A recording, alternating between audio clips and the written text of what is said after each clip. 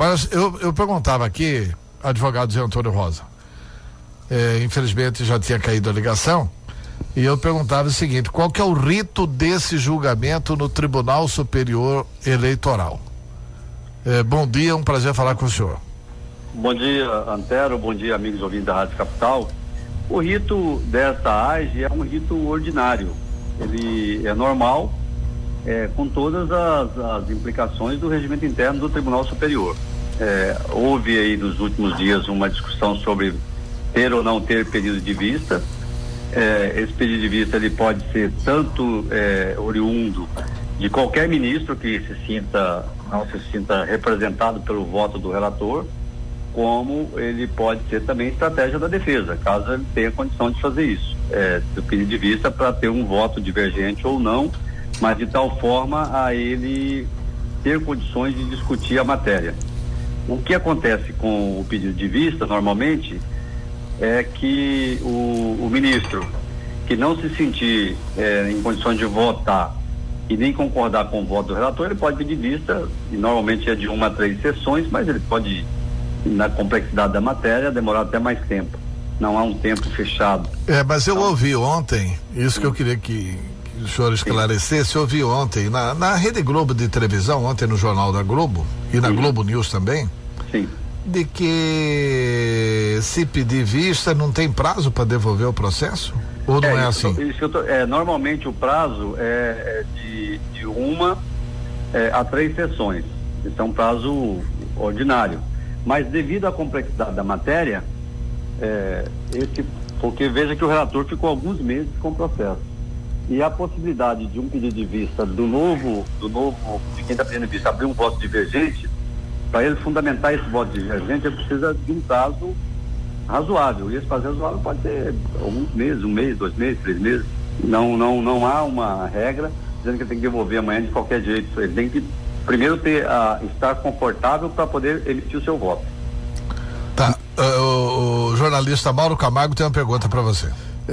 Ainda sobre isso, doutor Zé Rosa, o presidente do tribunal, ele não tem, vai conduzir a sessão, vai conduzir esse processo, e ele não tem como limitar, quer dizer, como exigir que o ministro devolva, dê celeridade, devolva num determinado prazo.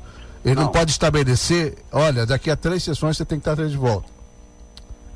Não, ele pode, regimentalmente isso já está estabelecido, né? Isso não precisa ser estabelecido pelo presidente, já está no regimento e já está colocado. Mas ele não pode exigir que o ministro, sem ter condições, sem ter analisado o voto divergente, não se sentir à vontade de emitir o seu voto, não pode exigir que ele devolva sem ter o voto dele ou sem estar convencido do que ele está fazendo. Tá, agora... Então, por isso é preciso dar o prazo que for necessário. É um aspecto legal e o tribunal tem se pautado por ele de forma muito efetiva, porque não se pode exigir que se tenha uma jurisdição bem prestada se não tem as condições de fazer isso. Então, por isso que tem que aguardar esse prazo. Tá, agora são 2 teses, né? Tem a tese da promotoria, a tese do Ministério Público, que é uma tese o seguinte, que o que houve de propina para a campanha da Dilma Rousseff contamina a chapa, porque o Temer também se beneficiou disso. Sim. E tem a tese da defesa, da defesa do presidente Temer. A própria presidente Dilma vai defender, o advogado do PT vai defender que não tem que separar a chapa, não. Ele já disse isso também. E o presidente Temer vai defender que não, tem que separar, porque eu tinha prestação de contas separada, etc e tal. Você acha que pode colar essa separação de chapa? Porque é nítido, né, que o Temer só ganhou por causa desse propinoduto todo aí, do dinheiro roubado da Petrobras, etc, né? Pois não, pode falar. Vamos olhar pelo aspecto eleitoral, constitucional e eleitoral. A chapa ela é una e indivisível. Então, nesse aspecto, o tribunal, para fazer... Não dá para julgar separado. Teria que inovar. E é certo também, por outro lado, e o próprio Ministério Público traz no seu parecer final a informação de que não há nem autoria, nem materialidade com relação ao Temer. Tanto é assim que ele pede a punição da presidente já cassada, que seja ela se torne inelegível por 8 anos, essa é a punição dela, que ela vai enfrentar agora, além da cassação que já aconteceu, e ao presidente Temer é só a perda do mandato. Ele não pede, no caso, a inelegibilidade por 8 anos, porque entende que não há nenhuma prova contra ele de que ele operou esse propinoduto durante a campanha. Então, por esse aspecto, poderia pensar o seguinte: olha, então ele não pode ser cassado. E o tribunal pode inovar nesse sentido, mas eu acho que inova contra a lei, vai contra a lei, porque a lei e a Constituição Federal e o princípio todo, ele diz exatamente ao contrário, que a chapa é única e indivisível. Quando você vota uma, você cassou a chapa, você não caça a Dilma ou o Temer, você cassou a chapa e cassou os dois. Não tem nenhuma dificuldade com relação a esse entendimento. Agora, bom dia, doutor José Rosa. É uma dúvida.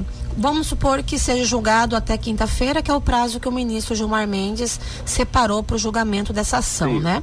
Sendo julgado até quinta-feira, caso a chapa seja cassada, existe recurso? Como que é o trâmite após o julgamento?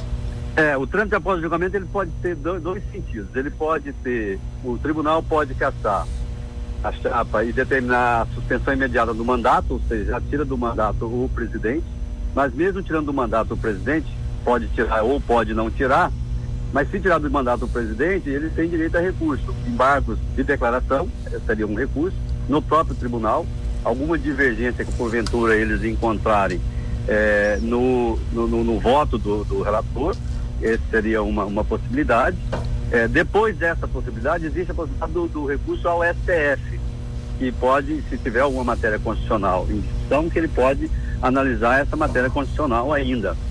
E não tendo a declaração da perca do mandato imediata, pode o presidente continuar no cargo fazendo os recursos até que tenha o julgamento final.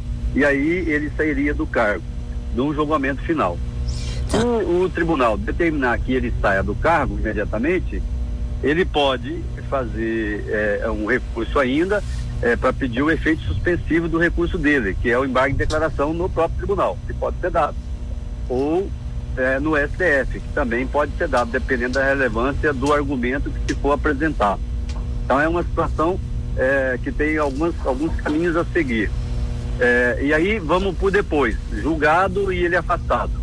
Como é que será a votação? Há uma discussão muito grande, e principalmente porque há uma dúvida da população em geral sobre como que será a eleição, indireta ou direta. O tribunal pode determinar que seja direta ou que seja indireta. O que o tribunal pode fazer? No caso do governador da Amazônia, que eu estou usando como paradigma, o Tribunal Regional Eleitoral decidiu que a votação fosse direta. O Tribunal Superior Eleitoral, né? O TRE. Foi o TRE que decidiu? Se você for seguir a Constituição Federal, depois de 2 anos de mandato, a eleição será indireta para presidente e vice-presidente da República. E ele já determinou que fosse direta. Por que ele fez isso? Porque não há na Constituição nada com referência a governadores. Há com referência a presidente e a vice-presidente. A governador não tem. Então, abre-se uma brecha para poder dizer que, olha, a eleição aqui vai ser direta. No caso de presidente e vice-presidente, a possibilidade de ter uma eleição direta é só se houver alteração da Constituição Federal com esse aspecto. Senão... Tá bom, mas deixa eu fazer uma pergunta. Com relação à alteração da Constituição. Sim. Ainda que exista alteração da Constituição, não pode haver eleição direta. Não pode haver eleição direta porque... Este ano, por causa do princípio da anterioridade anual. Na verdade, essa eleição foi feita na regra anterior. Então, para esse mandato aqui, não tem essa possibilidade de ter eleição direta. Tá certo. Mesmo sendo aprovada e promulgada a Constituição, que eu acho que não termina tempo hábil para se fazer isso. Mas, mesmo terminando, não tem essa possibilidade. Tá, advogado José Antônio Rosa, muito obrigado pelos esclarecimentos, e vamos combinar o seguinte: a gente acompanha o julgamento e liga pro senhor todos os dias, pode ser? Pode ser, sem problema nenhum. Então tá certo.